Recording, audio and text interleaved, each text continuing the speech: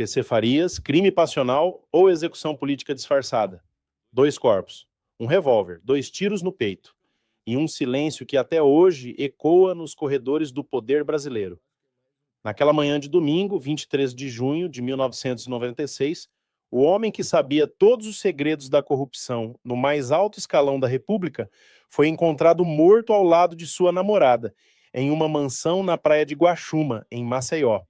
A versão oficial veio rápida demais, crime passional, caso encerrado.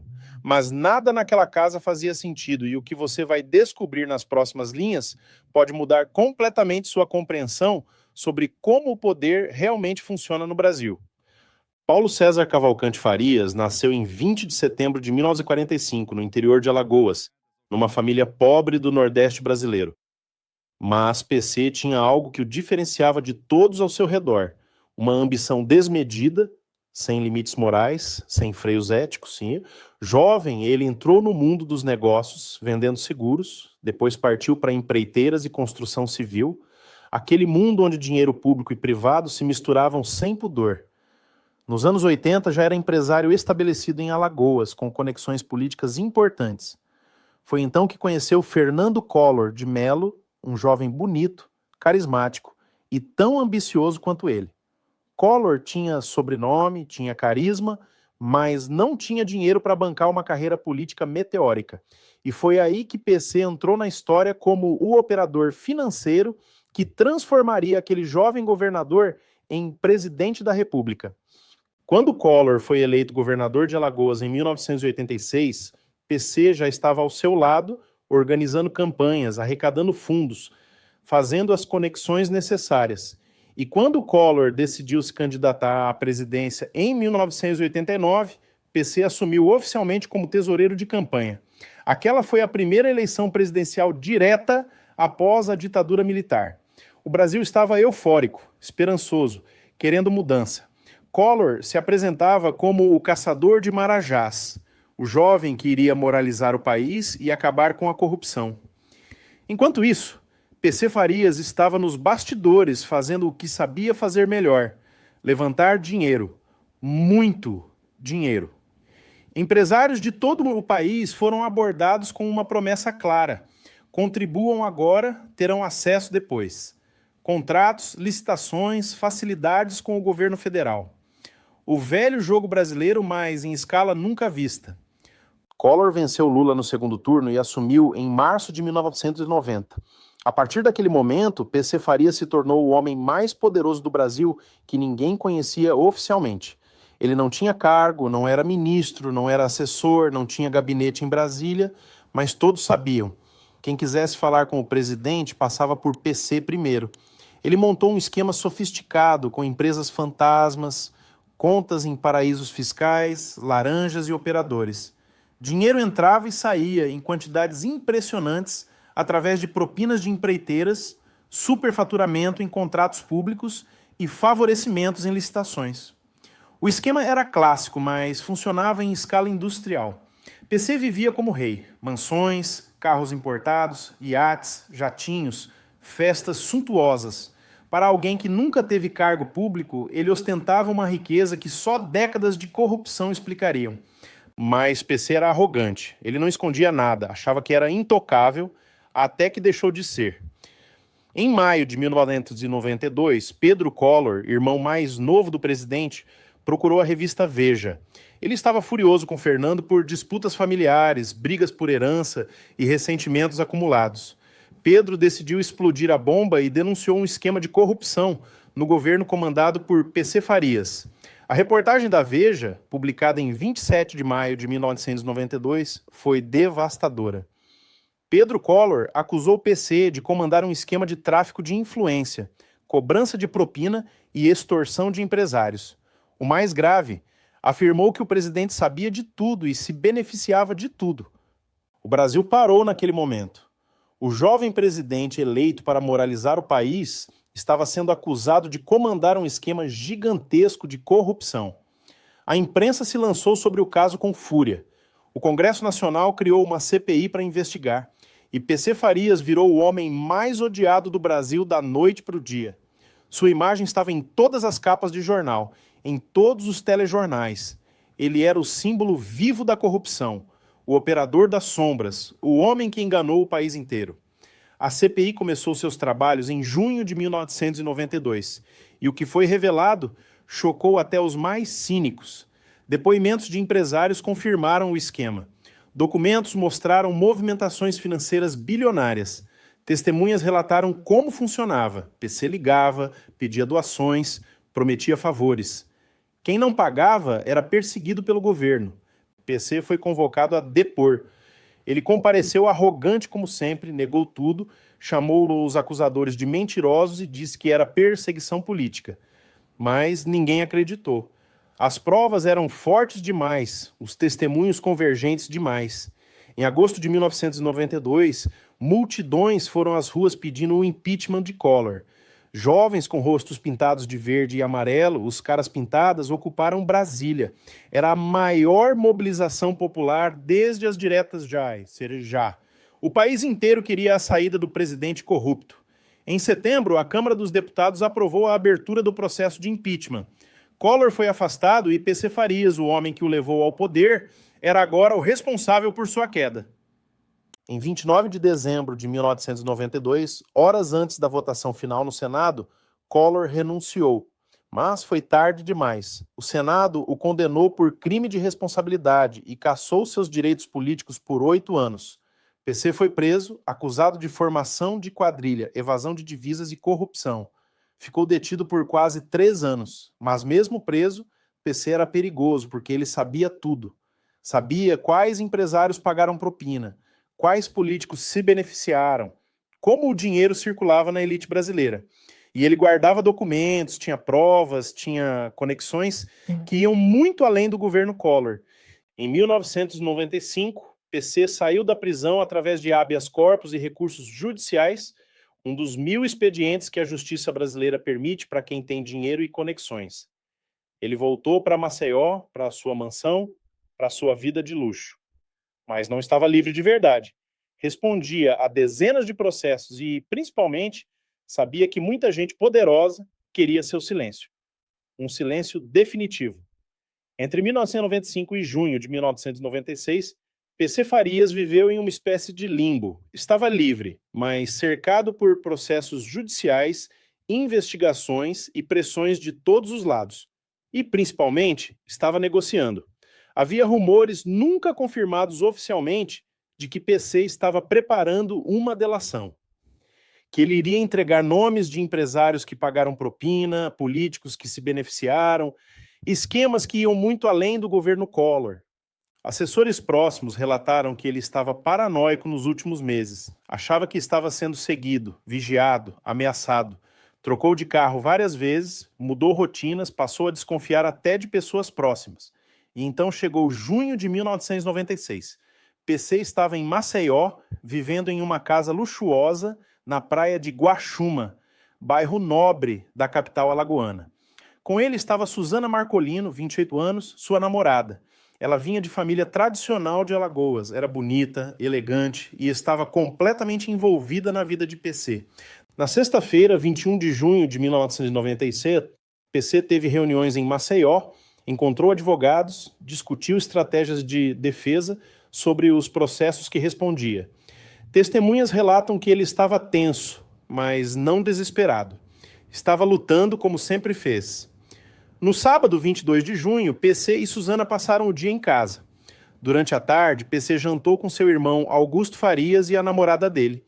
Testemunhas que viram PC naquele sábado afirmaram que ele estava normal, não deprimido, não desesperado. Tenso, sim, mas combativo. PC e Suzana jantaram, assistiram televisão e foram dormir. Rotina aparentemente normal de fim de semana. No domingo 23 de junho, aproximadamente às 10 horas da manhã, funcionários que trabalhavam na casa chegaram para começar o dia. A casa estava silenciosa. Ninguém atendia quando chamavam. Estranho, porque PC costumava acordar cedo.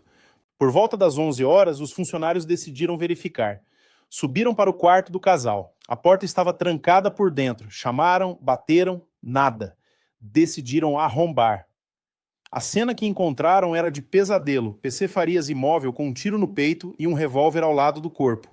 Suzana Marcolino também estava na cama, morta, também com um tiro no peito. 2 corpos, um revólver, 2 tiros no peito. 2 vidas encerradas de forma brutal. A polícia foi chamada imediatamente. A Polícia Civil de Alagoas chegou rapidamente. Era domingo de manhã. Mas a morte de PC Farias não era morte comum. Perícia técnica, fotógrafos, delegados, todos correram para Guaxuma. E aqui começou algo muito estranho. A análise inicial foi rápida, rápida demais. Antes mesmo de a perícia ser concluída, autoridades policiais já davam declarações à imprensa. Crime passional. Suzana Marcolino teria matado PC Farias e depois tirado a própria vida. Tragédia amorosa. A versão oficial se consolidou nas horas seguintes. PC estava deprimido com os processos judiciais, com a pressão da mídia, com a perspectiva de voltar para a prisão. Suzana, sim, apaixonada, mas sendo abandonada por ele, decidiu matá-lo. Atirou nele, depois em si mesma. Mas havia problemas, muitos problemas. Peritos independentes, jornalistas investigativos e familiares das vítimas começaram a apontar inconsistências que a polícia simplesmente ignorou. Ambos foram encontrados na cama com tiros no peito, mas PC estava de bruços. Suzana estava em uma posição que não fazia sentido biomecânico se ela tivesse atirado em PC e depois em si mesma. O legista George Sanguinetti, da própria polícia de Alagoas, contestou veementemente o laudo oficial. Ele afirmou que o padrão de tiro era de execução profissional. Tiro único no peito naquela distância é coisa de profissional, declarou publicamente. Sanguinetti também revelou algo chocante. Suzana tinha sinais de tentativa de estrangulamento. Ela teve uma fratura no osso hioide, que fica na base da língua. Isso significava que antes de ser baleada, ela foi atacada, agredida. Um revólver foi encontrado entre os corpos. Suzana havia comprado a arma 9 dias antes, alegando que se sentia seguida e ameaçada. Mas aqui está o grande problema. O revólver não tinha nenhuma impressão digital nem marcas de sangue. Como uma arma usada em 2 disparos letais, com sangue por toda a cena, está completamente limpa. Além disso, apenas Suzana tinha resíduos de pólvora nas mãos, mas a concentração estava na palma da mão, não nas costas. Peritos independentes afirmaram que isso indicava a posição de defesa, não de quem dispara uma arma. Suzana Marcolino media entre 1,53 e 1,57 metros. O tiro que a matou entrou no peito em um ângulo que seria impossível se ela mesma tivesse disparado. Um novo laudo encomendado pela Justiça de Alagoas em 1997 concluiu: não há evidências técnicas de que Suzana se havia atirado em si mesma. Pela altura dela, o tiro teria que atingir o rosto ou passar sobre o ombro, não o peito. Crimes passionais, especialmente quando há planejamento como Suzana comprar a arma dias antes, costumam deixar mensagens, explicações, despedidas, justificativas. PC e Suzana não deixaram nada por escrito. Nenhum bilhete, nenhuma mensagem, nenhuma explicação clara. A polícia argumentou que a porta do quarto estava trancada por dentro, o que comprovaria que ninguém mais estava presente, mas a fechadura era simples. Poderia ser trancada por fora, com técnicas básicas. E, principalmente, as janelas do quarto davam acesso externo facilmente manipulável. A perícia inicial foi feita pelo legista Fortunato Badam Palhares, trazido de Campinas. Ele concluiu rapidamente: crime passional. Suzana matou o PC e depois tirou a própria vida. Mas o legista alagoano, George Sanguinetti, contestou duramente. Ele afirmou que ambos foram assassinados e sugeriu a hipótese de queima de arquivo. O perito criminal Ricardo Molina também contestou o laudo oficial. O promotor Luiz Vasconcelos não aceitou a versão oficial, pediu mais investigações e levantou a suspeita da presença de uma terceira pessoa na cena do crime. E aí as coisas ficaram sinistras. George Sanguinetti denunciou publicamente que foi ameaçado de morte. Ele afirmou que foi avisado pelo coronel Manuel Francisco Cavalcante de que Augusto Farias, irmão de PC, o teria contratado para matá-lo. E tem mais, Badam Palhares levou o osso hioide de Suzana para Campinas. A evidência crucial da tentativa de estrangulamento simplesmente desapareceu. O primeiro delegado do caso, Cícero Torres, autorizou a queima do colchão onde os corpos foram encontrados. A principal evidência física do crime foi destruída antes de análises completas. A Polícia Científica de Alagoas descobriu em 1999 indícios de que houve luta corporal na sala da casa e que funcionários haviam mentido sobre o arrombamento da janela para entrar no quarto. Um detalhe nela macabro que a família anotou. Suzana apareceu usando sutiã. Sua irmã, Ana Luzia Marcolino, afirmou categoricamente que Suzana jamais usava sutiã para dormir, nem socialmente, e o sutiã encontrado era de um manequim menor que o dela. Alguém vestiu aquele sutiã nela depois da morte. Testemunhas próximas à casa relataram movimentação estranha na madrugada de domingo. Carros que pararam próximos, pessoas que pareciam vigiar, sons de discussão vindo da casa. Os 4 seguranças que faziam a segurança de PC naquela noite, Adeildo Costa dos Santos, Josemar Faustino dos Santos, José Geraldo da Silva e Reinaldo Correia de Lima Filho, alegaram que não escutaram os tiros porque havia muitos fogos de festas juninas na região. Mas aqui está o absurdo. Eram seguranças profissionais, policiais militares e não ouviram 2 disparos de revólver dentro da casa que estavam protegendo? Décadas depois, a justiça alegou que a arma do crime foi perdida. Parte do armamento guardado na Central de Custódia de Armas do Fórum de Maceió havia desaparecido. A arma que poderia confirmar ou negar as versões oficiais simplesmente sumiu sem deixar rastros. Desde o primeiro dia, muitas pessoas não acreditaram na versão oficial e rapidamente surgiram teorias alternativas. A mais aceita entre investigadores independentes é que PC estava há 2 dias de depor na CPI das empreiteiras. Iria entregar nomes de empresários, políticos, operadores, gente muito poderosa que tinha muito a perder. Alguém decidiu que o risco era inaceitável, contratou executores profissionais, simulou crime passional, limpou a cena. Mas quem? PC tinha documentos comprometedores sobre dezenas de grandes empresários brasileiros, empreiteiras que pagaram propina, banqueiros que lavaram dinheiro, industriais que receberam favorecimento. Se PC falasse, impérios cairiam. Motivação óbvia para silenciá-lo. Além de Collor, o esquema não era só do governo dele. PC tinha conexões com políticos de vários partidos, PMDB, PFL, PSDB. Todos tinham gente envolvida. Se PC abrisse a boca, não seria apenas Collor que cairia, seria o sistema inteiro. PC também tinha negócios em paraísos fiscais e conexões com lavagem de dinheiro internacional. Há quem diga que ele se envolveu com a máfia italiana. Inclusive, um mafioso italiano ligado a PC foi assassinado em São Paulo 6 anos antes, em circunstâncias idênticas, um tiro no peito em um apartamento de luxo. Em 1999, o irmão de PC, o então deputado federal Augusto Farias, chegou a ser indiciado no novo inquérito como coautor do crime. As investigações apontavam que as mortes estavam ligadas a um jogo de poder e dinheiro e que Augusto tinha vários desentendimentos com PC por questões financeiras. No entanto, após parecer da Procuradoria-Geral da República, alegando que não havia provas nos autos, o STF encerrou o caso.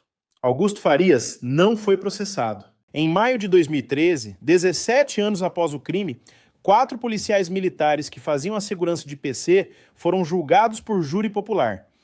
Os jurados reconheceram que se tratava de um duplo homicídio, descartando a versão de crime passional seguido de autoeliminação.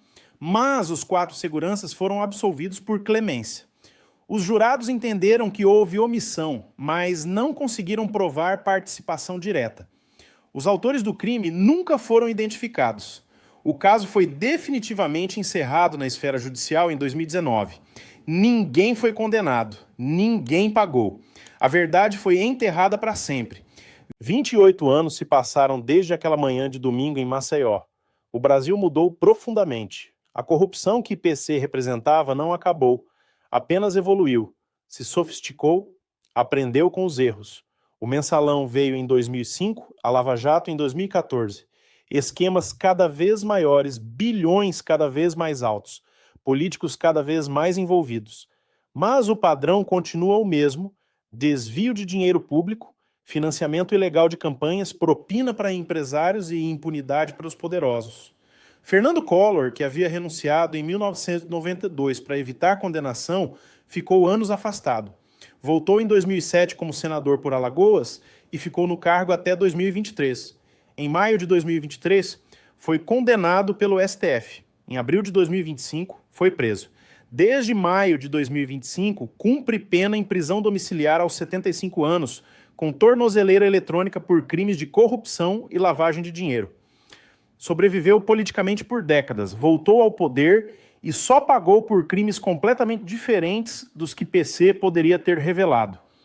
Os empresários envolvidos, praticamente todos, seguiram suas vidas normalmente. Alguns foram processados, pagaram multas, fizeram acordos, mas ninguém foi destruído. As empreiteiras que pagaram propina continuaram ganhando licitações. Os banqueiros que lavaram dinheiro continuaram operando. O sistema se protegeu perfeitamente. E Suzana Marcolino virou apenas um detalhe na história. Jovem de 28 anos, com a vida inteira pela frente, morta junto com o PC. Sua família sempre contestou a versão oficial. Disseram que Suzana não era uma pessoa violenta, não tinha motivos para cometer um crime daquele tipo, amava a vida. Mas suas vozes foram completamente ignoradas. A família de PC também questionou tudo, contratou peritos independentes, pressionou para a reabertura do caso, lutou por justiça. Em 1999, 3 anos após a morte, conseguiram que a investigação fosse reaberta. Novos laudos foram feitos, novas análises periciais. Os resultados foram explosivos. Peritos contratados pela família concluíram que a cena do crime era incompatível com a versão oficial, que havia indícios de participação de terceiros, que os laudos iniciais tinham erros graves e omissões deliberadas. Mas não deu em nada. Caso encerrado definitivamente em 2019. E os documentos que PC supostamente guardava? Os arquivos com nomes de empresários, políticos, valores de propina, nunca foram encontrados. Desapareceram, foram destruídos na casa antes da polícia chegar ou nunca existiram da forma como se imaginou. Ou estão escondidos até hoje em algum cofre secreto esperando o momento certo de vir à tona. O caso PC Farias virou lenda urbana brasileira. Todo mundo conhece, todo mundo tem uma teoria. Mas ninguém sabe a verdade, e talvez nunca saiba. Foi realmente crime passional ou foi execução disfarçada? Suzana matou o PC e depois tirou a própria vida, ou ambos foram assassinados por executores profissionais que limparam a cena e desapareceram sem deixar rastros? A resposta oficial foi dada há muito tempo: crime passional, caso encerrado. Mas a verdade pode estar enterrada para sempre, junto com PC Farias, em algum cemitério de Alagoas. O que sabemos com certeza é o seguinte: PC Farias sabia demais, tinha documentos demais, ameaçava pessoas poderosas demais e morreu no momento mais conveniente possível para essas pessoas. As contradições forenses são inegáveis: osso ióide fraturado, sutiã errado, arma limpa, ângulo impossível, evidências destruídas, perícia contestada. Ninguém foi punido. Nem os autores, nem os mandantes, nem quem manipulou as investigações. Coincidência? Talvez. Mas coincidências demais deixam de ser coincidências e se tornam padrões. E o padrão brasileiro é muito claro. Quem sabe demais e ameaça o sistema não vive para contar a história. PC Farias morreu em 1996, mas as perguntas sobre sua morte continuam vivas. E enquanto houver pessoas dispostas a buscar a verdade, sua morte não terá sido completamente em vão. A verdade está nos detalhes que tentam esconder de você.